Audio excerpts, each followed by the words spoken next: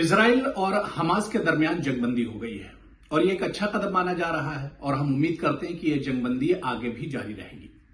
लेकिन इस बीच इजराइल में एक बहस आम हो गई है कि 7 अक्टूबर का जो हमास का हमला था इसका मुआवजा किया जा रहा है होलोकास्ट से। अब दुनिया होलोकास्ट को समझना चाह रही है, जानना चाह रही है, क्योंकि नई नस्ल होलोकास्ट के बारे में इतना ज्यादा नहीं जानती है। हालांकि इस बीच लोग फिलिस्तीन मसले को भी समझना चाह रहे हैं, क्योंकि फिलिस्तीन का मसला एक तरह से दब गया था, लेकिन 7 अक्टूबर के बाद फिलिस्तीन का मसला भी मंजरे आम पर आया है। फिलिस्तीन मसले की हम फिर किसी मौके पर बात करेंगे, लेकिन आज हम बात करेंगे होलोकास्ट की, क्योंकि इजराइल में इन दिनों चर्चा आम है कि 7 अक्टूबर का जो हमला हुआ था वो होलोकास्ट जैसा है। अब यह होलोकास्ट है क्या? दरअसल होलोकास्ट उसे कहते हैं जब 1933 से लेकर 1945 तक यूरोप के तकरीबन तमाम ममालिक में यहूदियों का कत्लेआम किया गया था।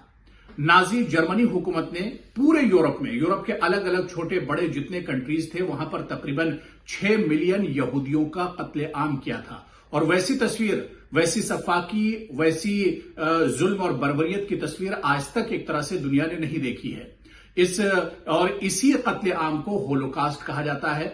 खुद वज़ीर आज़म नेतन्याहू, इजराइल के जो वज़ीर आज़म है नेतन्याहू, वो कई बार कह चुके हैं कि 7 अक्टूबर का हमास का जो हमला है वो होलोकास्ट जैसा है। हालांकि होलोकास्ट में जैसा कि मैंने आपको बताया कि 6 मिलियन से ज्यादा यहूदियों का कत्लेआम किया गया था।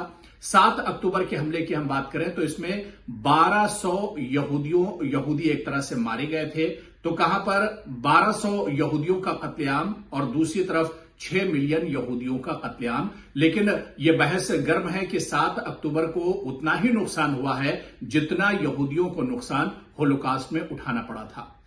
दोस्तों, आपको हमारा ये वीडियो कैसा लगा? कमेंट बॉक्स में आप जरूर अपनी राय हमें दीजिए। बहुत शुक्रिया।